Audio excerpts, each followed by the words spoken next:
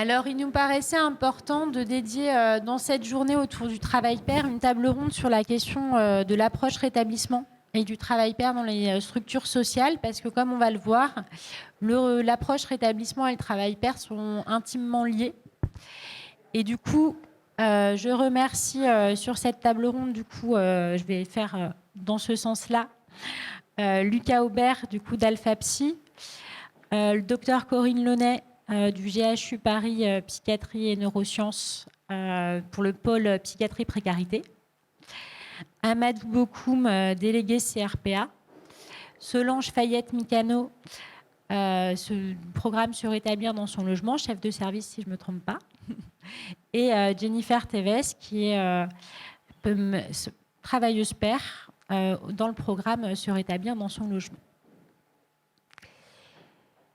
Donc, je vais vous demander à tour de rôle de présenter en quelques mots, en 2 minutes, ou 1 minute, j'ai mis, votre structure, parce que là, je les ai annoncées, mais peut-être pour vous représenter et présenter la structure dont vous faites partie. Bonjour à toutes et tous, merci déjà pour l'invitation à la FAS. Donc moi je suis Lucas Aubert, je travaille au sein d'Alpha Psy, qui est un organisme de formation et de conseil en santé mentale et en travail social, qui depuis sa création par la Fondation Falleret en 2015 s'est intéressé à co-construire l'ensemble de ces programmes de formation et co-animer l'ensemble de ces programmes de formation avec des formateurs et formatrices pairs. Donc l'idée de notre organisme, c'est d'inscrire nos contenus dans une dynamique de croisement des savoirs académiques, expérientiels et professionnels, et de lutter de ce fait sur les injustices épistémiques, donc sur cette idée qu'il y aurait une hiérarchisation des savoirs, avec des savoirs scientifiques et professionnels dominants et des savoirs profanes dominés. Donc on essaye d'agir là-dessus à travers justement ce croisement des savoirs. Et depuis 2022, on s'est spécialisé sur l'accompagnement des acteurs sociaux, médico-sociaux et sanitaires qui souhaitent à la fois comprendre, s'approprier et mettre en œuvre un changement de paradigme fondé sur le rétablissement expérientiel, donc à la fois dans les postures professionnelles des travailleurs sociaux ou soignants, à la fois dans les postures managériales et les systèmes organisationnels. Donc on accompagne sur le long cours et de manière justement systémique ces organisations à se transformer progressivement. Voilà. Merci. Bonjour à tous. Merci pour l'invitation. Donc moi, je suis le docteur Corinne Launay. Je suis effectivement au GHU Paris Psychiatrie et Neurosciences et donc anciennement Sainte-Anne. Ça parle peut-être plus. Je suis chef du pôle psychiatrie précarité à la suite du docteur Merkel. Peut-être que certains d'entre vous le connaissent. Donc notre pôle comprend 4 équipes mobiles psychiatrie précarité, donc qui travaillent auprès des équipes médico-sociales pour les personnes en précarité. On a aussi une consultation migrants, on a une passe généraliste, et puis on a aussi une équipe d'ateliers et chantiers thérapeutiques dont je vous reparlerai tout à l'heure. Voilà, donc notre travail à nous, essentiellement vers la précarité, c'est effectivement de faire de l'aller vers, aussi bien pour des personnes qui sont rencontrées par les équipes de maraude ou pour des personnes qui sont dans des centres d'hébergement. Donc on a des missions pour aller rencontrer ces personnes, évaluer, leur apporter notre soutien, faire du lien avec elles, éventuellement les orienter sur des soins psychiatriques de droit commun. Et puis aussi notre mission, c'est de faire de l'appui-soutien auprès des équipes de première ligne. Voilà.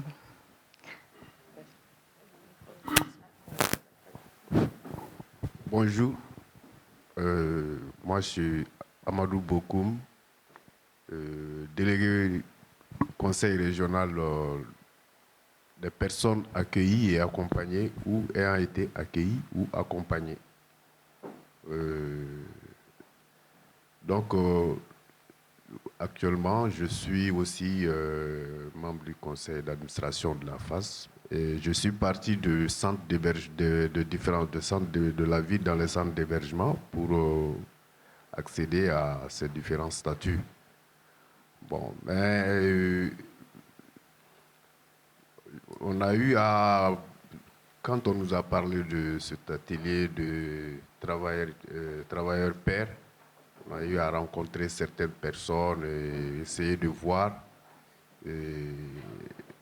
la conception, l'idée même d'un hébergé sur le rôle du travailleur père. Est-ce qu'ils ressentent ça sur l'évolution sociale? Comment est-ce qu'ils s'en sortent avec? Bon.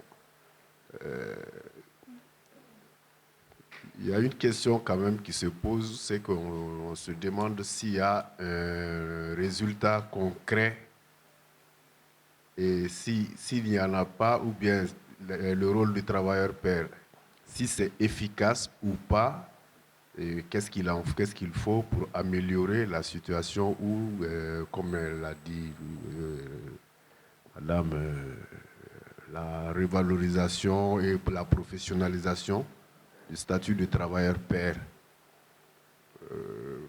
Et puis, peut-être que j'ai eu, peut-être que c'est par coïncidence que ça m'est arrivé.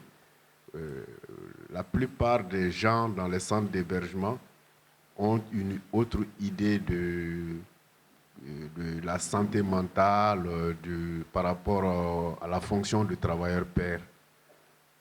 Parce que quand on leur parle du travailleur père, de l'accompagnement, qu'est-ce qu'ils sentent, comment est-ce qu'ils comprennent ça, généralement, ils pensent que ça a trait avec des aspects psychiatriques ou psychiques et que ça se limite là, alors que la plupart des gens qui vivent dans ces structures sont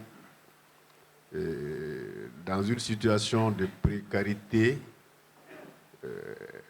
qui n'a rien à voir avec la déficience mentale. Voilà. Donc, quand on leur parle de travailleurs pères, généralement, ils diront que bon, c'est pas, ils n'ont rien à faire avec. Bon, mais moi, je pense que par rapport à la professionnalisation du travailleur père, bon, je pense qu'il y a besoin de 3 choses. Une question de compétences, de talent, de professionnalisation, de pédagogie, de techniques de communication. Il doit y avoir un certain nombre de valeurs communes quand même à la profession du travailleur père. C'est-à-dire que ce sont des gens qui doivent savoir communiquer, avoir des langages d'accompagnement ou de transmettre une expérience qu'ils ont vécue et avec conviction pour permettre vraiment à l'autre, à l'héberger d'y croire et d'accepter de se faire accompagner en matière d'insertion et d'intégration. Merci.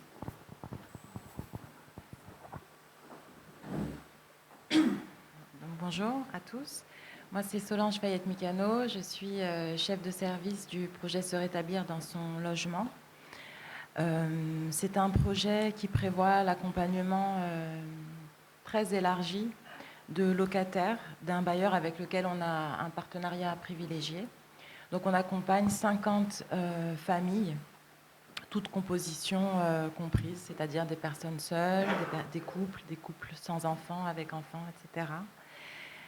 Et alors, on en parlera un petit peu plus en détail après, mais on intervient quand même dans le cadre des 10 000 logements accompagnés avec un enjeu de prévention de l'expulsion locative.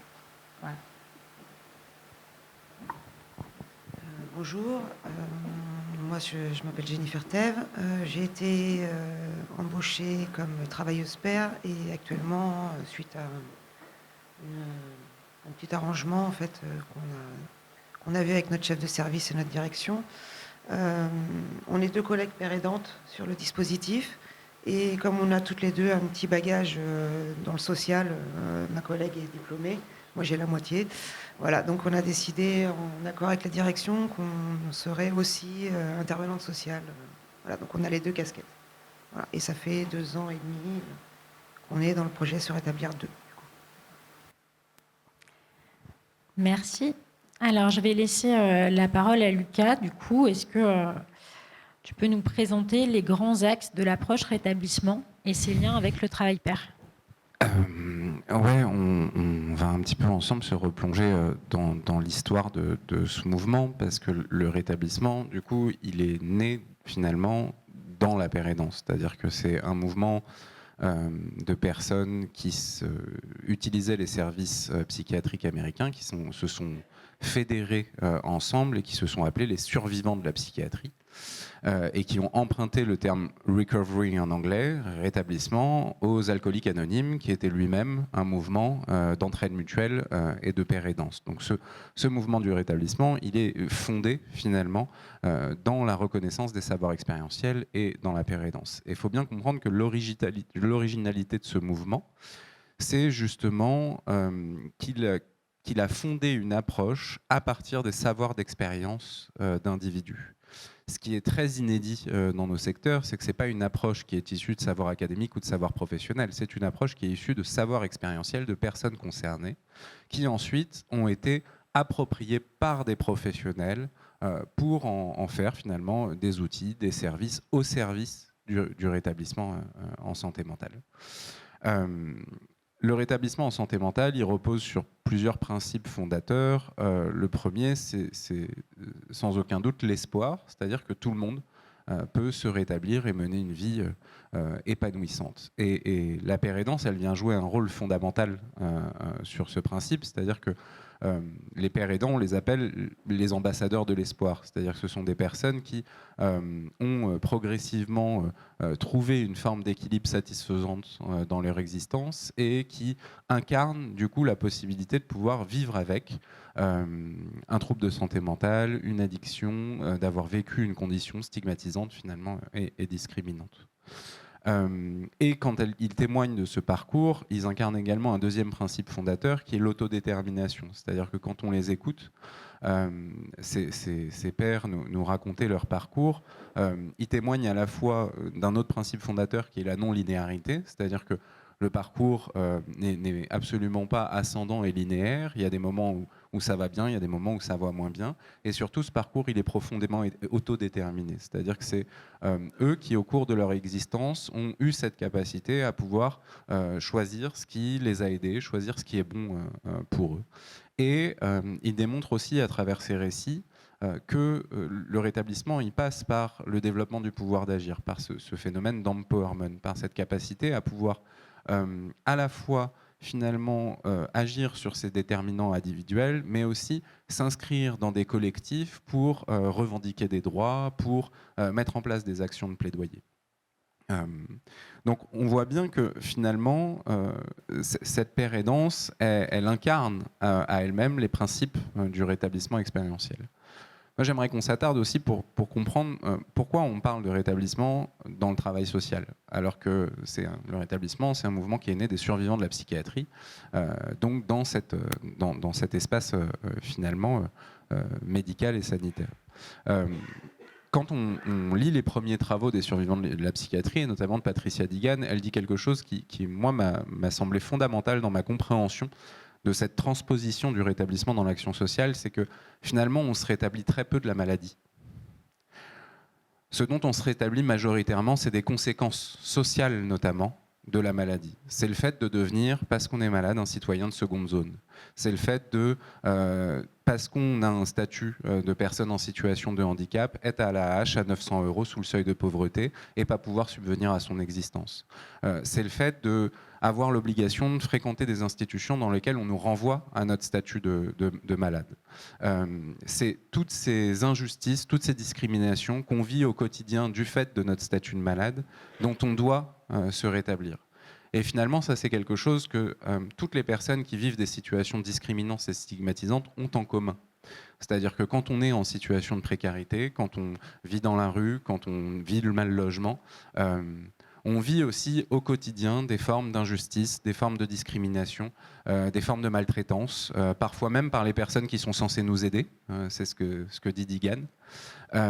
Et c'est de ça, fondamentalement, qu'on a aussi besoin de se rétablir. C'est pour ça, pour nous, le rétablissement, c'est quelque chose qui est tout à fait transposable et universalisable à toute personne qui se voit imposer une condition de vie discriminante et stigmatisante et avec laquelle il doit aujourd'hui composer pour trouver un nouvel équilibre satisfaisant dans sa vie. Voilà. Merci Lucas. Du coup, je vais m'adresser à Solange et Jennifer. Est-ce que vous pouvez nous dire, on a vu un peu avec Lucas le cadre du rétablissement, est-ce que vous pouvez nous dire comment ça se concrétise l'approche rétablissement dans votre projet d'établissement de se rétablir dans son logement?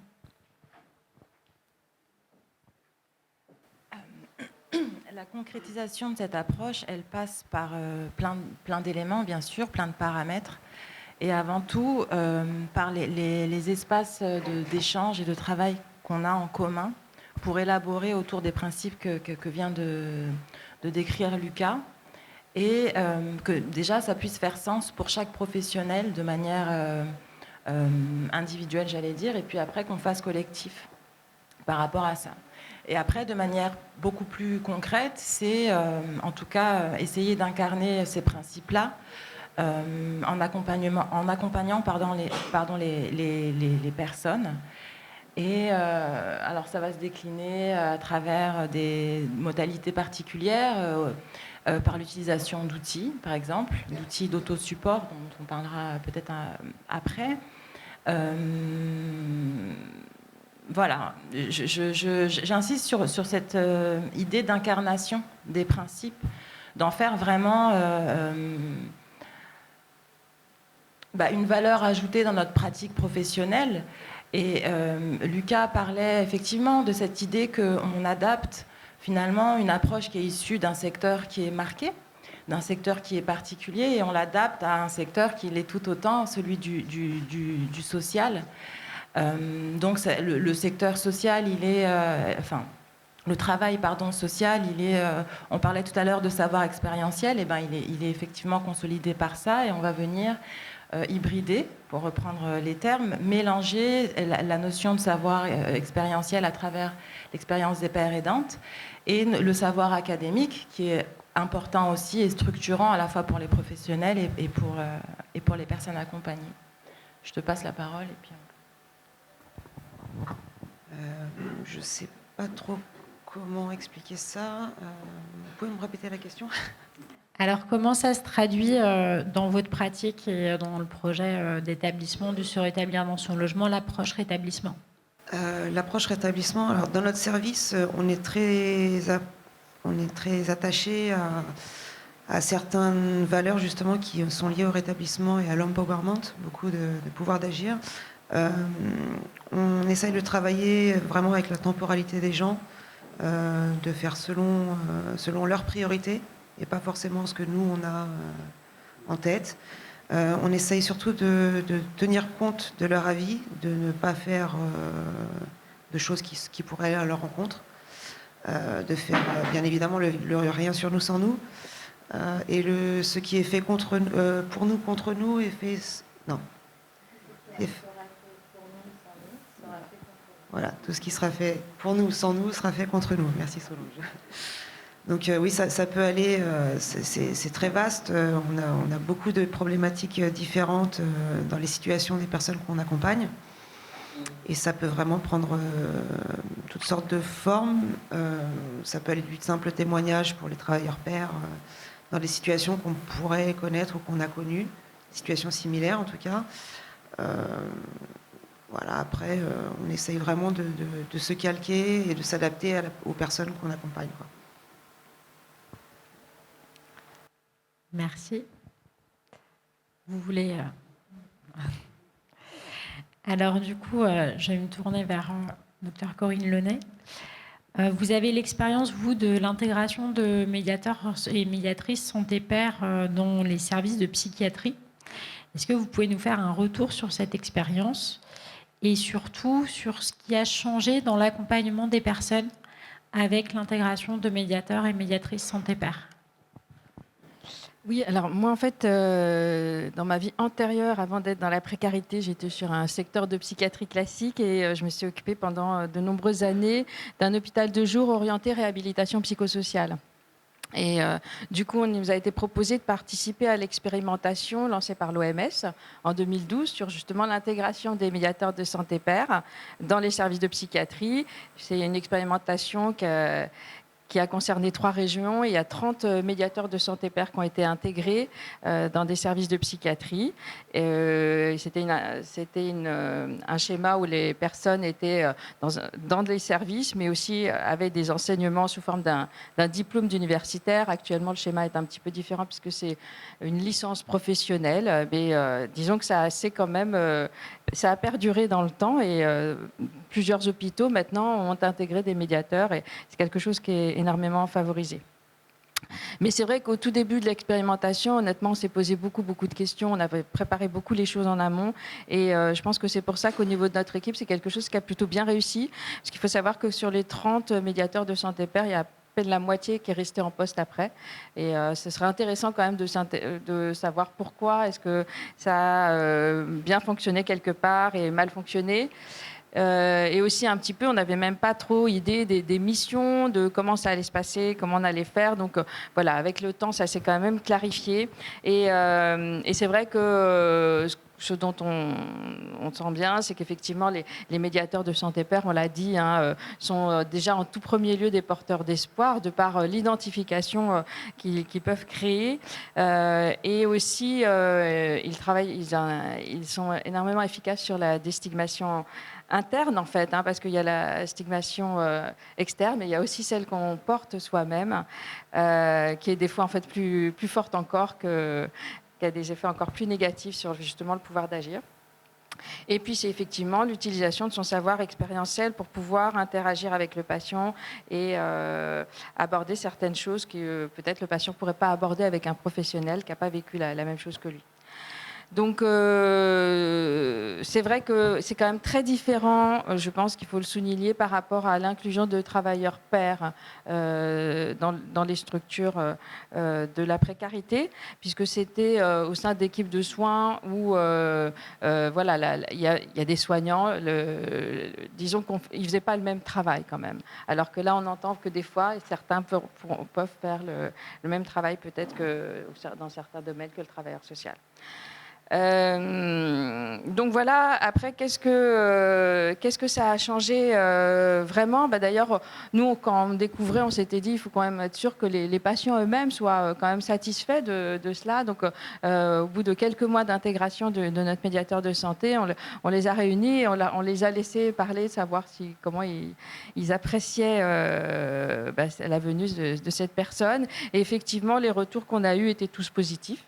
Et la première chose, effectivement, qui ressortait de leurs paroles, c'était cette notion d'espoir et de se dire tout compte fait, en fait, même avec une pathologie mentale, on peut s'en sortir, ce dont ils n'avaient pas vraiment l'occasion, parce que c'est vrai que dans les hôpitaux de jour, ils sont face à d'autres patients, mais c'est des personnes qui ne se sont pas intégrées professionnellement. Donc là, c'était vraiment un exemple vivant et donc, du coup, une possibilité de pouvoir encore plus agir. Et ce pouvoir d'agir arrivait vraiment beaucoup plus. Alors après, ça s'est concrétisé aussi sous forme d'ateliers. Alors c'est vrai que je dirais que notre médiateur de santé a progressé dans ses compétences, dans son assurance aussi, et l'équipe aussi. Donc du coup, il y a eu beaucoup de phases en fait, et ça change tout le temps en fait, les missions. Donc, il y a eu au départ, la première chose qui reparaît beaucoup en santé mentale, c'est la notion de participer à la psychoéducation pour justement travailler l'approche de certains symptômes, pouvoir parler aussi de comment on accepte ou pas les soins, qu'est-ce qui est acceptable, qu'est-ce qui n'est pas acceptable, reparler de ce vécu des soins qui peut être effectivement très traumatisant. Et arriver à comprendre certaines choses et puis travailler sur des plans de prévention individuelle. Et puis, ça a été aussi d'autres approches très, très intéressantes aussi. Par exemple, une approche sur la culture, l'émotion qu'on peut avoir à travers des œuvres d'art et aussi de la rencontre, par exemple, d'artistes, ce qui permettait de travailler sur les émotions et à travers ça, quelque chose d'assez universel. Et puis, un atelier où le médiateur de santé père l'a mis en place quand même au bout de 3-4 ans, donc pas tout de suite, mais qui semblait assez évident. C'était un atelier sur le rétablissement, tout simplement. Et comprendre effectivement sur plein de choses, hein, les mécanismes du rétablissement, des exemples de rétablissement, aller sur des salons, aller à la rencontre, écouter des vidéos de personnes qui témoignaient, mais aussi se poser la question, mais moi-même, qu'est-ce que je fais pour mon propre rétablissement ? Parce que c'est vrai que des fois, on a une posture de personnes qui attendent, en fait, que les choses viennent à elles et c'est vous qui décidez, docteur. C'est quelque chose qu'on entend vraiment très, très souvent. Et se dire, ben, en fait, non, c'est moi qui peux réfléchir, c'est moi qui peux dire ce que je veux. C'est quelque chose qui est nécessité de renaître. Et puis sinon, l'approche aussi dans le concret, c'est des entretiens en individuel ou en binôme avec le soignant ou en individuel avec le médiateur de santé. Et donc là, c'est un type d'accompagnement. Voilà. Alors, tous les médiateurs ne se sentent pas forcément prêts à cela, surtout au début. Mais au bout d'un moment, quand ça peut se faire. Et justement, c'est quelque chose qui apporte un soutien spécifique et aussi qui permet, je dirais, en équipe, d'apporter, quand on a nos réunions d'équipe, un autre regard, une autre parole. Donc voilà, ça, vraiment, c'est sur plusieurs dimensions, je dirais, qu'on a pu constater l'apport d'un médiateur de santé père dans notre équipe. Merci. Alors, je vais me tourner vers Amadou. Vous en avez un peu parlé, mais de votre point de vue, quels peuvent être les apports du travail pair sur l'accompagnement des personnes accueillies ou accompagnées ?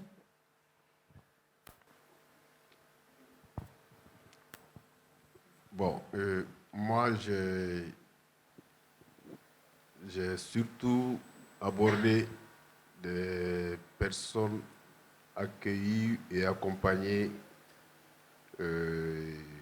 dans un cadre un peu, pas tout à fait dans le cadre de la santé, mais c'est des gens qui sont dans une crise sociale dépressive.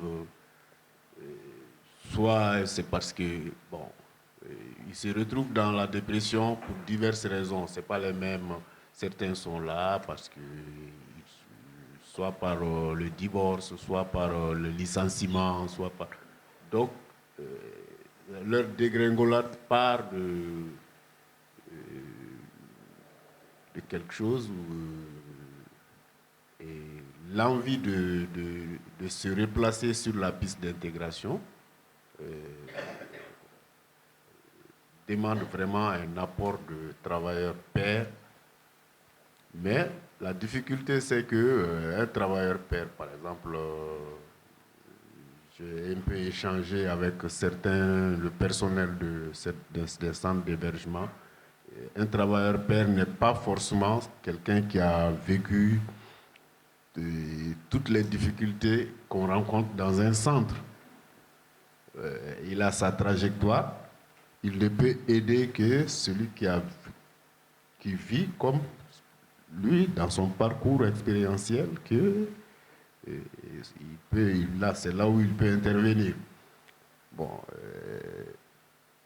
il m'a dit aussi que on n'a pas besoin aussi souvent de vivre certaines choses pour pouvoir accompagner une personne en détresse sociale. Mais l'apport de travailleurs pairs est réellement, bon, je dirais capital, mais comme je l'ai dit, des fois il y a une déficience de communication ou de pédagogie qui fait que le résultat attendu n'est pas au rendez-vous, quoi. C'est surtout ça. Mais il y en a aussi qui arrivent à aider, parce qu'on m'a même parlé des cas, des personnes qu'on a pu repêcher aujourd'hui qui sont fonctionnaires dans les instances de la fonction publique. Bon, pourtant, on les a pris trop bas. Mais à l'époque, la notion de travailleur pair n'existait pas quand ils tombaient dans leur précarité. Peut-être qu'on les a accompagnés, mais sans avoir la notion de travailleur pair, mais quand même qui sont arrivés à s'en sortir comme ça. Il y a des cas comme ça et tout le monde n'a pas besoin d'être alcoolo ou addict. Certains ne sont pas dans ce cas, mais qui n'arrivent pas à s'en sortir. Et c'est surtout ceux-ci qui ont besoin de travailleurs pairs pour leur réintégration et leur insertion sociale. Merci. Je vais me retourner vers Lucas. Donc Alphapsi, c'est un organisme de formation. Et selon toi, quel impact a la formation des équipes sur l'approche professionnelle et l'inclusion des travailleurs pairs ?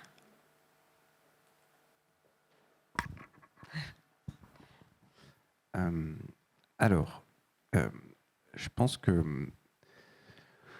l'idée générale, c'est que finalement, la pair-aidance, avant d'être une profession, c'est une pratique. C'est une pratique informelle qui a lieu depuis depuis le début de l'histoire de l'humanité et qui s'opère dans tous les espaces informels de nos existences. Ces dernières années, ces dernières décennies, il y a eu un mouvement de professionnalisation. Et on peut se demander finalement à quoi ça sert de professionnaliser des pairs aidants qui œuvrent déjà dans des formes de pairs aidance bénévoles, informelles, etc. Et pour nous, ce mouvement de professionnalisation, il s'accompagne pour faire en sorte justement qu'on ne tombe pas dans des dérives possibles à la professionnalisation de la pair aidance. La pair aidance, on l'a vu, elle s'inscrit dans un mouvement qui propose aujourd'hui un changement de paradigme en santé mentale et en travail social. La pair aidance, elle est au service de ce changement de paradigme. Si on n'accompagne pas cette professionnalisation dans une dimension multidimensionnelle, c'est-à-dire aussi bien accompagner les pairs aidants dans cette montée en compétences, et quand je parle de montée en compétences de pairs aidants, je ne parle pas d'acquisition de savoir professionnel déjà existant, je parle de comment on les accompagne à transformer cette expérience en savoir expérientiel, à formaliser finalement et à expliciter ces savoirs expérientiels pour leur donner de la consistance, de la légitimité. On doit accompagner du coup ces pairs aidants à faire ce travail de transformation de l'expérience en savoir et ensuite de comment ils vont pouvoir utiliser ces savoirs de manière pédagogique auprès de leurs pairs pour les soutenir dans leur processus de rétablissement. Il est nécessaire aussi d'accompagner les équipes et les institutions à comprendre l'intérêt de cette pratique de pair aidance.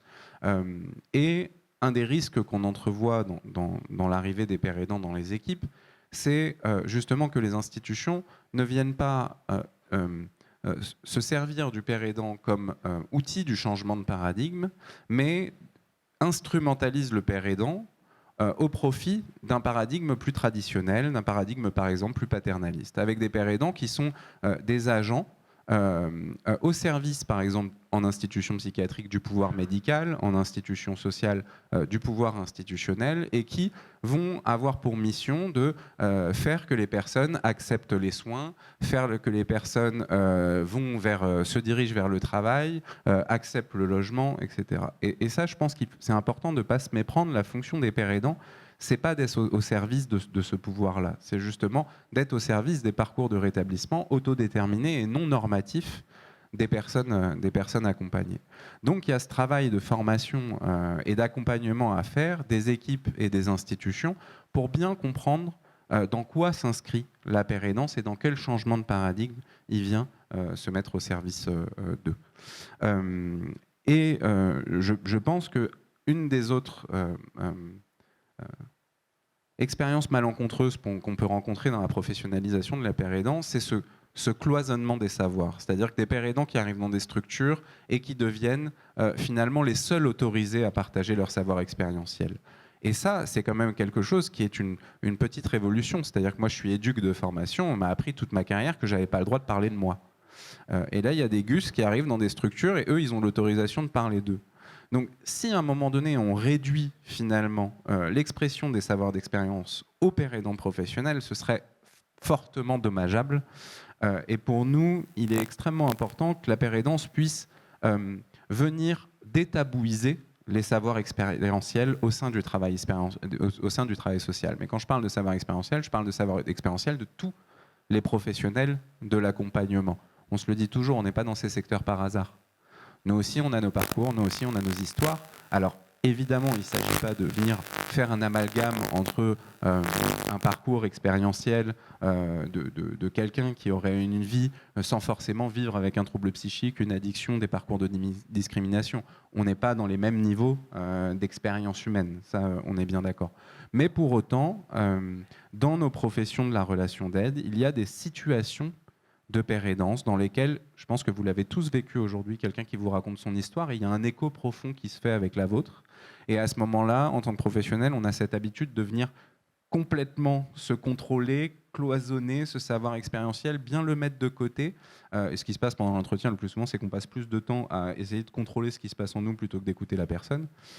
Et qu'on se rend compte avec des équipes qu'on a accompagnées que cette libération des savoirs d'expérience, elle permet de multiplier les situations de paire aidance bien au-delà uniquement de la pratique du paire aidant professionnel qui est intégré au sein des équipes. Donc, effectivement, la formation, pour nous, c'est un outil pour accompagner à la fois les paires aidants dans cette montée en compétences sur la pratique de la paire aidance, à la fois les institutions pour comprendre finalement dans quoi s'inscrit la paire aidance et pour aider les institutions à s'approprier ce changement de paradigme et à le mettre en œuvre à tous les niveaux, au niveau des pratiques des professionnels, au niveau des pratiques managériales, au niveau de l'ensemble des systèmes institutionnels.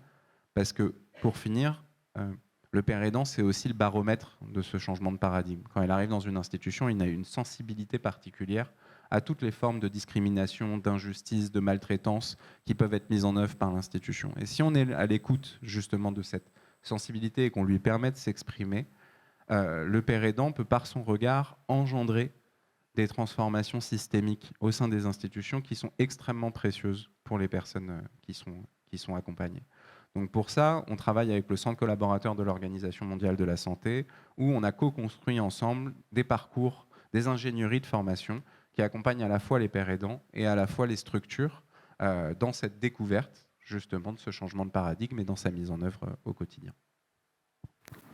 Merci. On a parlé de travail social et de faire bouger le travail social. Et du coup, ma question s'adresse à Amadou. Selon vous, en tant que personne accueillie, quelles seraient les évolutions nécessaires et qu'est-ce qu'il faudrait, bousculer dans le travail social pour pouvoir développer le travail pair et un peu votre point de vue sur ces questions. Bon, moi je pense que un travail social, vous avez parlé un moment de la valorisation du statut de travailleur pair. Bon, ça c'est très très important pour un accueilli ou un individu en situation d'accompagnement. Ça peut prendre une dimension capitale si le travailleur social bénéficie de suffisamment de pouvoir et de protection. C'est-à-dire que dans son accompagnement professionnel, il ne faut pas que c'est lui, bon, quand on dit accompagnement, ça veut dire que la personne accueillie doit apporter son projet ou émettre des idées de sortie de crise et que le travailleur pair dans l'exercice du travail social essaye de parfaire ou d'accompagner la personne, mais il ne faut pas que ça s'arrête ou qu'il y ait un blocage. Et pour que ça puisse continuer, l'accompagnement puisse aboutir à un résultat positif, moi je crois que on doit accorder suffisamment de valeur à l'exercice du travailleur pair. C'est très important. Sinon, la personne, par exemple, qui l'accompagne une fois s'ils exercent ensemble quelque chose, ça peut aboutir et qu'il n'y ait pas de résultat ou qu'il y ait un blocage. La personne ne peut pas progresser dans sa sortie de crise ou dans sa sortie de situation de précarité. Et à partir de là, on ne verra pas réellement la valeur professionnelle du travailleur pair. Ensuite, un travailleur pair, on doit faire très attention à ce qu'il n'y ait, par exemple, pas un effectif pléthorique de patients ou de personnes accueillies dans ces entretiens. Sinon, là aussi, ça risque d'aboutir à quelque chose ça risque d'être sans résultat parce que imaginez quelqu'un qui accompagne une vingtaine de personnes avec chacun sa source de problèmes, sa source de précarité, de crise. Et surtout si par exemple, dans un établissement, les gens n'ont pas le même tempérament. Et généralement, dans une attente abusive ou par maltraitance de la part d'un autre volet, les personnes deviennent agressives et je pense que ça, c'est très menaçant aussi pour le travailleur pair. Donc, il faut leur donner une assurance d'abord de protection, accorder une valeur à l'exercice de leur profession, c'est-à-dire que quand ils accompagnent quelqu'un, que l'intéressé ne soit pas bloqué dans sa progression. Ça, c'est très important, sinon je pense que les accueillis n'auront pas... Son travail n'intéresserait pas les accueillis. Parce qu'on accorde l'importance au travail pair si on est convaincu que ça peut nous aider à sortir ou à faire des progrès de sortir de notre situation. Merci. Et donc, on retient le fait de protéger le statut aussi du travailleur pair pour en faire un acteur de l'institution. Et pour changer le regard, du coup, Solange et Jennifer, selon vous, quel est l'impact, s'il y en a un, du travail pair sur les équipes et notamment en termes de changement de regard? Est-ce que ça a un impact, alors le travail pair est de longue date sur se rétablir dans son logement, mais est-ce que ça a un impact aussi sur les autres professionnels et sur les postures professionnelles dans les équipes? Oui, bien sûr, ça a un impact fort parce que effectivement, déjà, je rebondis sur ce que disait Lucas tout à l'heure, c'est que les intervenants sociaux qui ont donc un diplôme d'État, un savoir académique, etc., effectivement, moi, très directement, sont venus me voir en me disant il y a une attention qui est portée à la sensibilité des pères aidants, à leur modalité d'intervention, et qui n'est pas la même pour nous. Alors qu'effectivement, oui, on a un savoir expérientiel à faire valoir ou une approche différente que celle qu'on a développée jusque-là à faire valoir, et on a envie aussi d'harmoniser un petit peu nos pratiques. Donc il y a eu tout un travail qui a été fait autour de cette demande-là, qui venait des travailleurs sociaux. Et du coup, travailler avec l'approche rétablissement, c'est aussi, c'est tout réadapter, un peu clairement dans le détail. Et donc, ça nous a permis de réadapter notre vocabulaire. Et donc là, on va parler de distance professionnelle. Habituellement, dans le travail social, avec l'approche rétablissement, on parle de juste proximité. Et la juste proximité, les travailleurs sociaux, et moi-même, en tant que chef de service, on se l'accorde beaucoup plus parce que les pères aidants viennent mobiliser leur savoir expérientiel et que forcément, dans leur posture professionnelle, la juste proximité, elle est induite, en fait. Donc c'est un exemple de changement de pratique, mais ça, je trouve que c'est un des premiers impacts forts dans l'accompagnement des personnes. Je te laisse la parole. Qu'est-ce que je pourrais dire de plus? Ce qui a changé pas mal aussi, c'est la mutualisation des savoirs entre justement les intervenants sociaux diplômés et les pères aidantes. On est 2 pères aidantes dans l'équipe. On a une collègue qui a développé un outil qui s'appelle le tableau des super pouvoirs. Voilà, où chaque personne, qu'elle soit père aidante ou travailleur social diplômé, en fait, a inscrit, c'était quoi? C'était ses connaissances, en quoi ça pouvait, voilà, ses forces, en quoi ça pouvait être utile aux personnes qu'on accompagnait, et d'où provenait ce savoir. Est-ce que c'était de l'expérientiel, de l'académique ou autre? Donc ça a changé pas mal de choses. Ça nous permet aussi dans l'équipe de pouvoir parler beaucoup plus librement aussi de nos savoirs, que ce soit les diplômés que les pères aidants. On fait beaucoup de discussions, on partage beaucoup de choses, beaucoup de savoirs, et on sait par exemple que pour telle ou telle problématique, on peut aller parler plus à tel ou tel de nos collègues. On pourra avoir des éclairages supplémentaires, voire faire des co-références, etc. Donc ça a vraiment adapté l'équipe au complet, en fait, à cette manière de travailler. Je voudrais ajouter aussi que la présence d'intervenantes pairs, c'est vraiment venu donner du relief au projet Se rétablir dans son logement, qui est un projet expérimental, avec vraiment, encore une fois, ce pari d'intervenir auprès des personnes, mais en innovant, en venant, encore une fois, incarner du rétablissement. Et du coup, ça, c'est vraiment passé par les travailleuses pairs. C'est-à-dire que,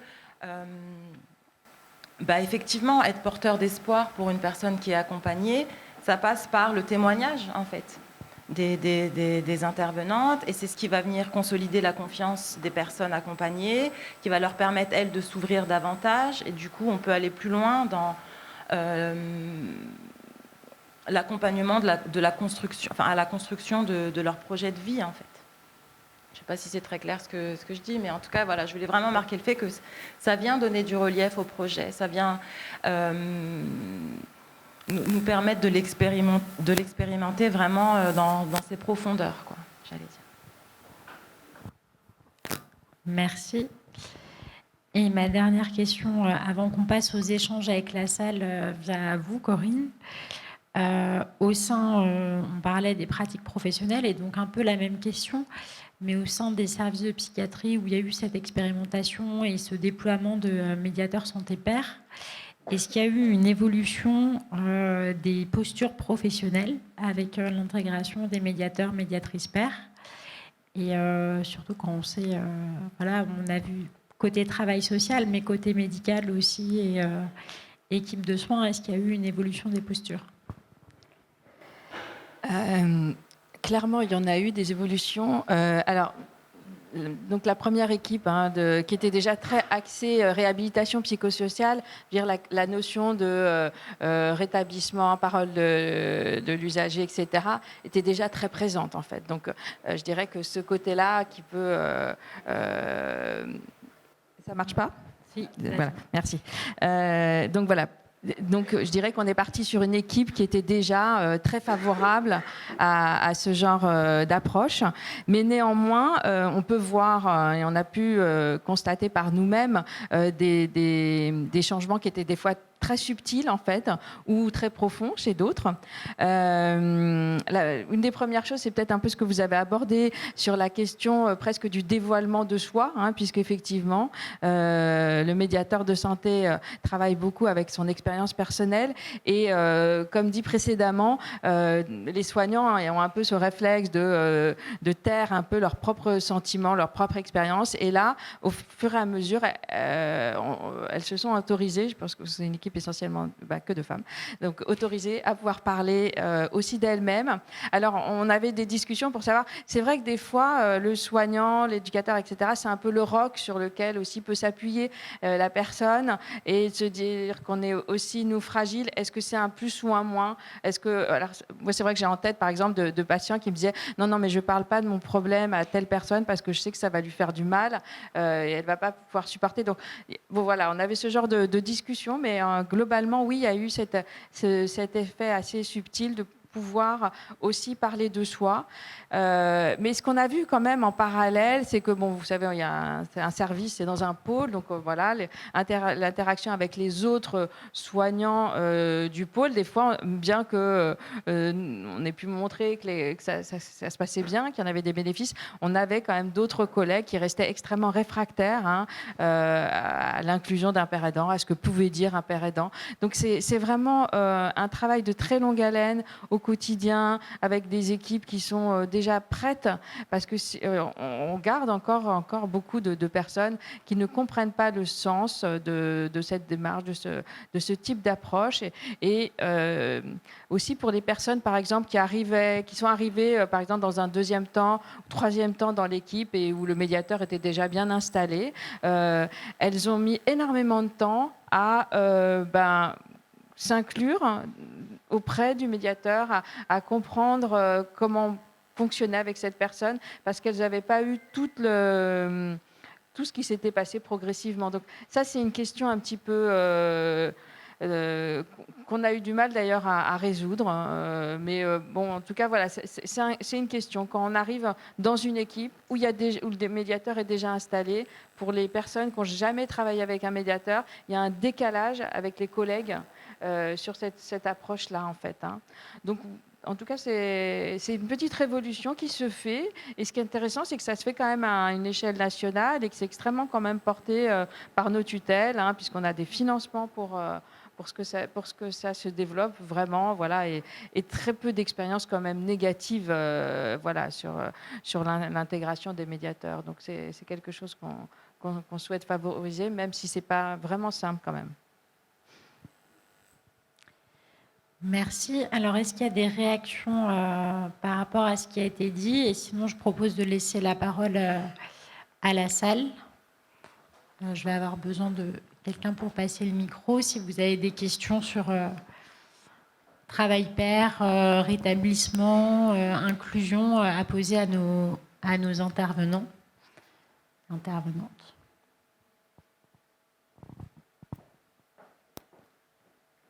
Je fais le tour, j'arrive.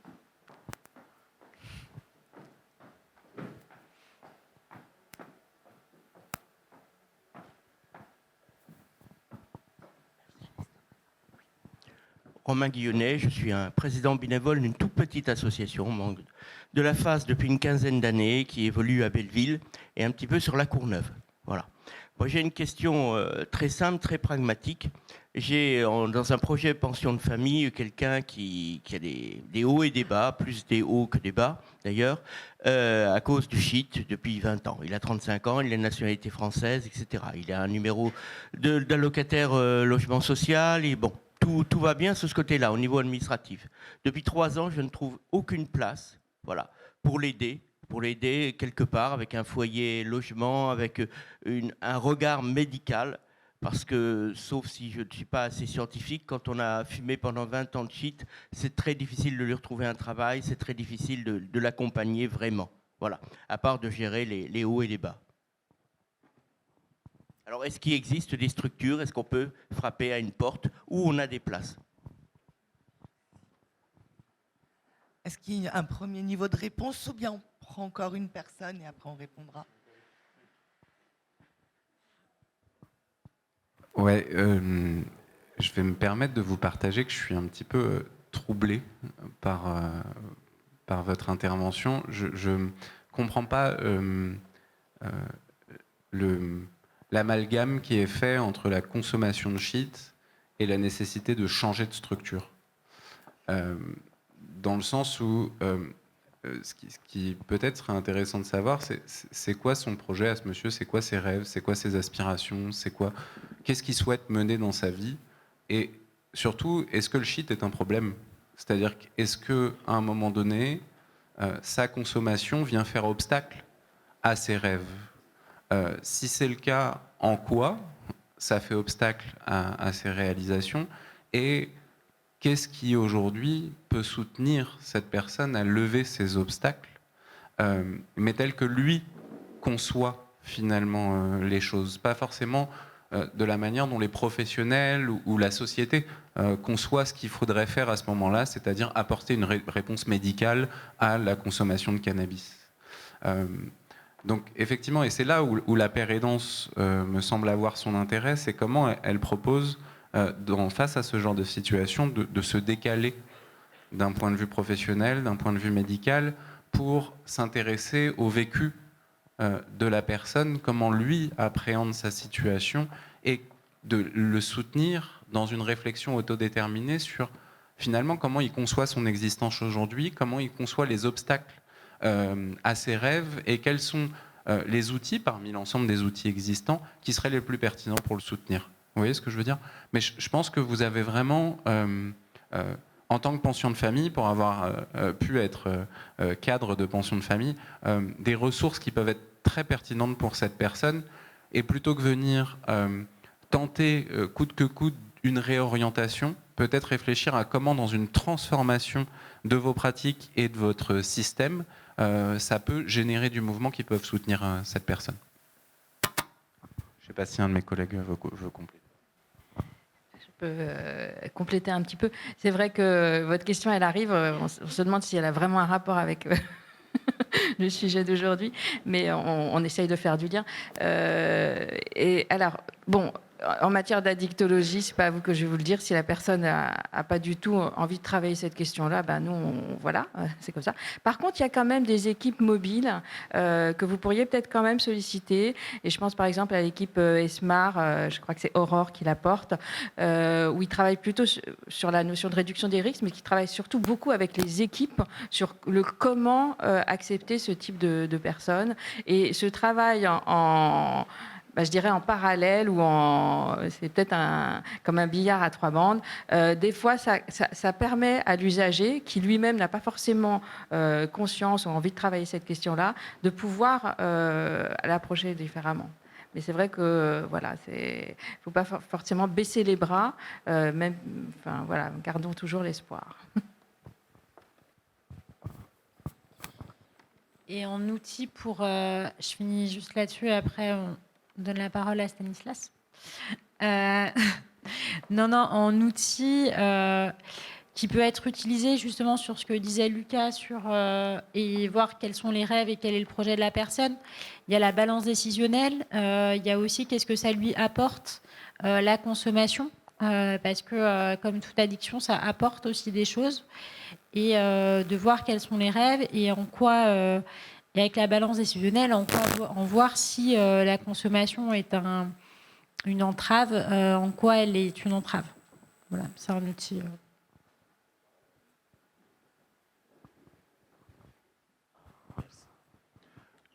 Moi, j'aimerais avoir une précision d'abord là. La personne, son problème, c'est qu'il continue de consommer, ou bien il a arrêté. Ah bon. Parce que je parle de ça parce que des fois, les gens c'est leur passé qui bloque leur progression. Ouais, je connais des gens qui ont consommé, qui ont été des grands buveurs, qui ont arrêté. Mais quand tu postules, par exemple pour un poste, ils n'arrivent pas à passer, et pourtant ils sont très, dans leur expression, ils sont très, très, très calés, hein, mais ils n'arrivent pas à progresser, ils n'arrivent pas à avancer. C'est pourquoi j'ai dit que j'ai parlé de la valorisation de la profession de travailleur pair. Par exemple, si un rapport social d'un travailleur pair peut être un enjeu important pour débloquer des situations comme ça.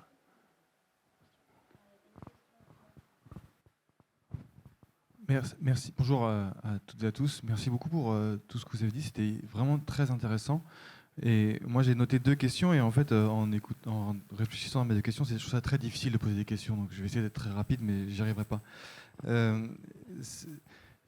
La première, c'était sur... à un moment, une de vous a parlé du fait que le travailleur père donne du relief au travail qui est fait. Et du coup, je me disais, mais moi, en tant que professionnel, moi, je suis psychologue clinicien, qu'est-ce que ça veut dire, en fait, de nos postures professionnelles, si le fait de travailler, d'apporter ce savoir expérientiel nous oblige à refonder nos approches, c'est qu'il y avait peut-être probablement un problème dans notre approche. Et puis, quelques minutes après, on parle du fait de parler de soi. Moi encore, je suis aussi psychanalyste et la question de l'ascèse thérapeutique, c'est une posture très importante dans ma formation où l'idée, c'est pas de taire ce que je ressens, c'est plutôt de laisser la place à l'autre. Alors du coup, je me disais, c'est intéressant et en même temps, est-ce qu'il n'y a pas une limite là aussi dans le dévoilement où finalement, si je me dévoile pas, c'est pas parce que j'écoute pas ce que je dis, c'est parce qu'il faut que je laisse la place. Donc si je me dévoile trop, est-ce que finalement la question de mon expérience ne vient pas empêcher la réflexion et le développement de l'expérience de l'autre et donc du coup finalement moi c'est pas vraiment c'est pas vraiment une question, j'arrive pas à trouver la forme de question qui serait intéressante, mais c'est sur cette notion d'interaction entre ces 2 approches, ce qu'on appelle l'approche professionnelle que je trouve très ronflante et qui ne veut pas dire grand chose, et puis l'approche de la paire aidance qui apporte aussi une nouveauté qui est pas, vous l'avez dit, pas si nouveau que ça, parce que finalement moi en tant que psy, j'ai l'impression que j'ai un savoir expérientiel. Enfin, ce que j'ai appris à la fac, c'est des expériences, à comprendre mes expériences. Donc du coup, cette interaction-là me semble hyper intéressante. Je voulais savoir un peu comment vous les travaillez, vous, dans vos services. Alors, moi, je voudrais répondre à votre question. On est à fond dans l'expérientiel. Là, je suis suivie par une psychologue tous les 15 jours. Et très souvent, et d'ailleurs, je m'inspire de ce qu'elle fait avec moi pour refaire aussi dans ma pratique à moi. Souvent, quand il y a une problématique qui est très personnelle, évidemment, ma psychologue me parle de quelque chose dans sa vie qui lui fait penser à ça. Par exemple, j'ai le souvenir d'une perte, d'avoir une colère pas possible que je ne pouvais pas maîtriser par rapport à une perte. Et elle m'a raconté, alors elle m'a demandé d'abord si ça m'intéressait, bien sûr, mais elle m'a raconté comment, une fois, elle s'était énervée, elle avait paniqué parce qu'elle avait perdu un de ses fils dans la forêt de Fontainebleau, par exemple. Mais bon, elle l'a retrouvé. Mais elle s'est permise quand même de me raconter ce petit bout d'histoire. C'était pas pour se raconter elle, c'était pas pour raconter sa vie, c'était pour faire un parallèle, pour illustrer plus facilement, en fait, ce qu'elle voulait me délivrer comme message. Et en fait, c'est vrai que moi, dans ma pratique, je fais souvent ça aussi. Je ne parle pas forcément de moi vraiment personnellement, mais je parle d'épisodes de ma vie où j'ai dû être confrontée à telle ou telle situation et qui serait parlante pour la personne que j'ai en face de moi, en fait. Donc c'est pas forcément se dévoiler complètement, mais c'est juste pouvoir, mettre du relief, je sais pas, imager plus facilement pour que la personne puisse, d'une part, comprendre facilement ce que j'essaie de lui expliquer, et surtout qu'elle se l'approprie et qu'elle puisse le réutiliser après dans toutes sortes de situations différentes, quoi.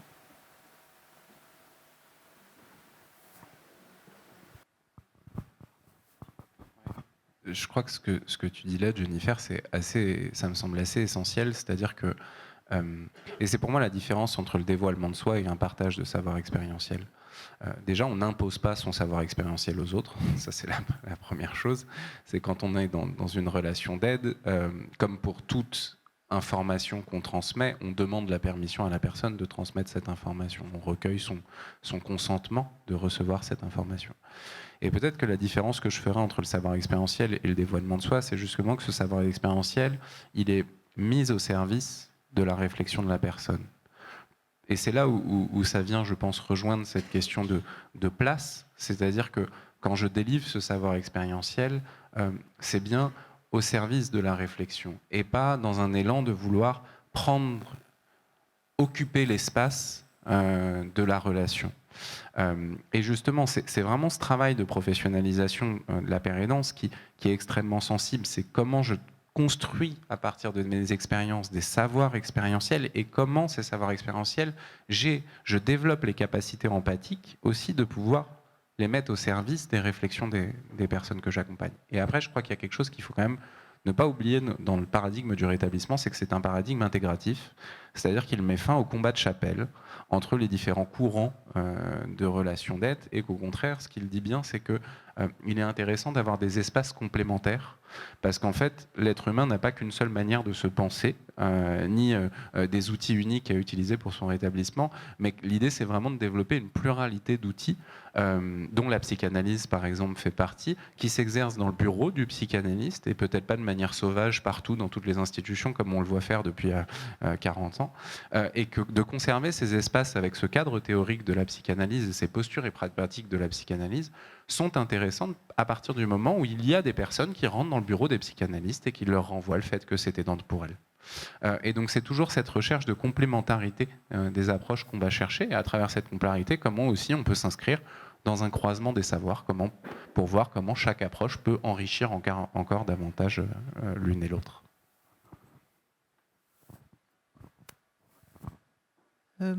Régine Laban, je suis chef de service de l'accueil à vie sociale ici à la Cité de Refuge, qui est un CHRS. Je vous remercie beaucoup, c'est extrêmement intéressant. J'entends beaucoup le mot professionnalisation des travailleurs pairs. Et je pose la question de la professionnalisation des travailleurs sociaux sur la paire aidance. Ça me questionne autour de comment, d'un paradigme aujourd'hui, comment on transforme tout ça. C'est extrêmement compliqué parce que ça me fait penser quand même que parfois, je rejoins un peu ce que vous avez dit, je m'excuse, je ne me rappelle pas de votre nom, mais du CRPA, sur la place réelle des personnes qui accèdent à la paire aidance sous une forme ou une autre, hein, parce que je vois qu'il y a multiforme. Ici, dans la structure, nous avons une autre forme qui est en rapport avec le CHRS et qui sont les ateliers de remobilisation autorisés.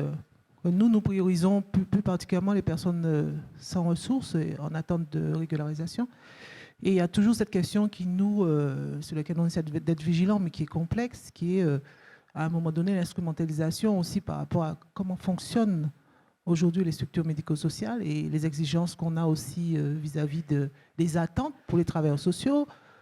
Et donc, dans tout ça, je me dis, mais donc voilà la personne qui est donc dans un processus d'espoir et qui a un miroir, qui se dit, bon, il y a des choses possibles pour moi, mais comment réellement on met en place tout ça pour donner une vraie place, une place correcte, une place de citoyen, une place de salarié, ou voilà, que la personne finalement ne soit pas aussi spoliée dans quelque chose qui serait un petit peu faussé.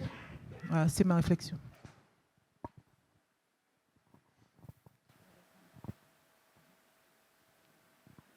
Je vais reprendre la parole. Moi, je pense à une chose toute simple. Proposer la participation, déjà. Intégrer les personnes accompagnées ou hébergées dans les décisions d'équipe, peut-être même dans les projets. Vraiment demander aux personnes ce qu'elles désirent. Autant dans leur forme d'accompagnement que dans leur projet, ce qu'elles peuvent leur demander. Tout simplement, quoi. Commencer par ça, demander aux gens hébergés ce qu'ils souhaitent. Comment ils souhaiteraient être accompagnés, est-ce qu'il y a des idées, je sais pas, une boîte à idées, quelque chose. Permettre les CVS, par exemple, les conseils de vie sociale. Il y a beaucoup de choses qu'on peut faire avec les personnes qu'on accompagne, en leur demandant leur avis et effectivement, en prenant compte.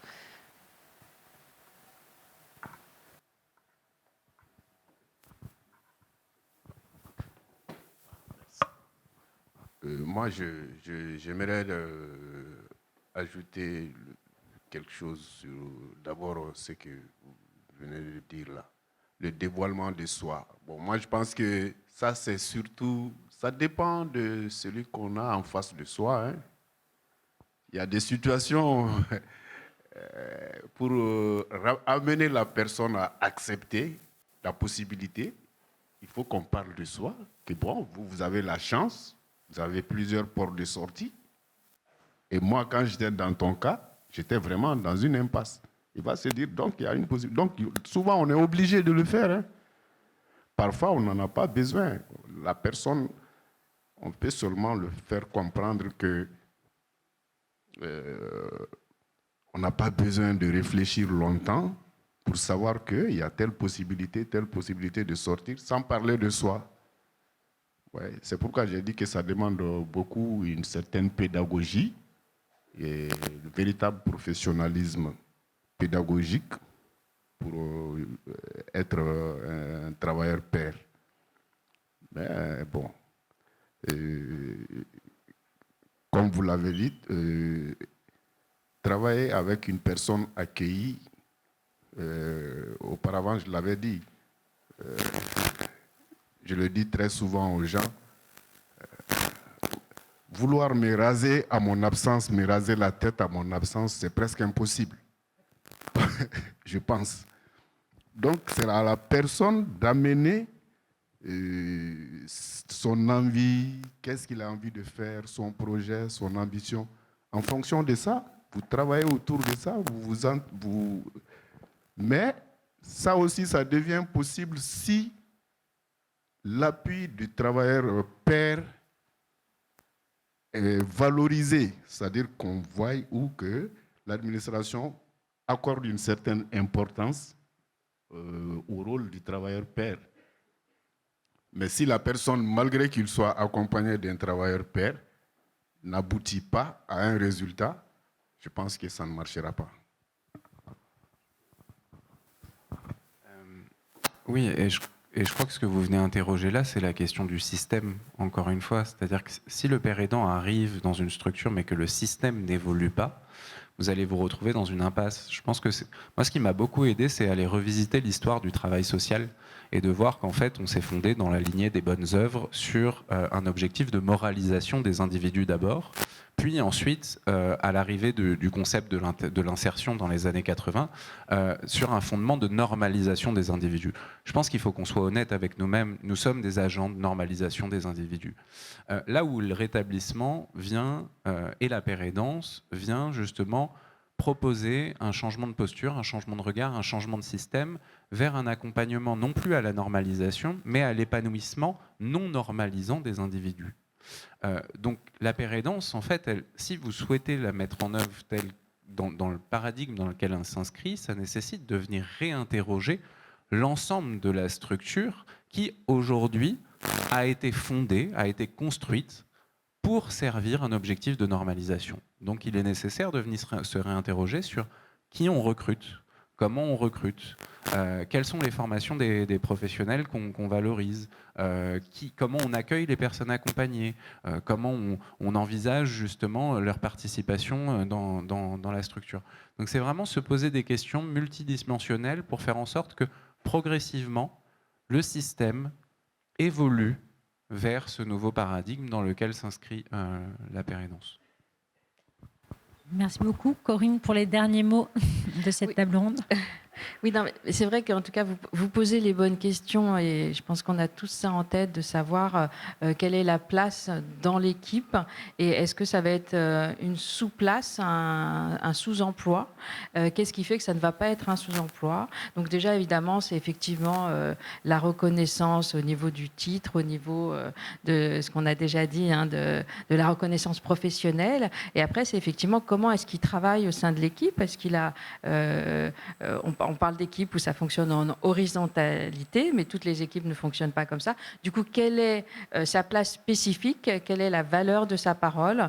Voilà, c'est vraiment les questions qu'il faut se poser et toujours l'avoir en tête parce que c'est la crainte, hein, c'est qu'il y ait deux types de catégories professionnelles, les travailleurs pairs, les non-pairs. Et donc ça, il faut rester très très vigilant parce que à terme, si c'est pas éclairci, ça, on peut aller que dans le mur. Merci beaucoup. Merci à vous cinq de vous être prêtés au jeu de cette table ronde.